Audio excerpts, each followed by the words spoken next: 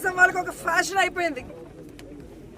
ఒక రేప్ జరిగినా, ఒక విద్యుత్ ఛార్జీలు పెరిగినా, ఒక నిత్యావసర ధరలు పెరిగినా, లేదా ఏది జరిగినా రాష్ట్రంలో జగన్మోహన్ రెడ్డి గారి వల్లే జరిగింది అని చెప్పడం ఫ్యాషన్ అయిపోయింది. అసలు అధికారంలో ముఖ్యమంత్రిగా ఉన్నది జగన్మోహన్ రెడ్డి గారా, చంద్రబాబు నాయుడు గారా అని నేను అడుగుతున్నాను. ఈరోజు మీరు చూస్తే ఏ విధంగా చంద్రబాబు నాయుడు పార్టీలో 164 మంది ఉన్నామని చెప్పుకుంటున్నారు కూటమి ప్రభుత్వం. మరి ఈ 164 మందిని అడుగుతున్నా, మీరు అధికారంలో రావడానికి విద్యుత్ ఛార్జీలు పెంచము, తగ్గిస్తాము, అవసరమైతే ప్రజల దగ్గరే ఆ విద్యుత్ కొనుగోలు చేసే విధంగా చేస్తామని ఇంటింటికి వెళ్ళి చెప్పారు కదా. మరి ఈరోజు ఇంటింటికి వెళ్ళి పసుపు షర్ట్లు వేసుకొని, పసుపు చీరలు కట్టుకొని మేము 15,500 కోట్లు పెంచాం, ఓకేనా అని అడిగే దమ్ము ధైర్యం మీకుందా అని నేను అడుగుతున్నాను.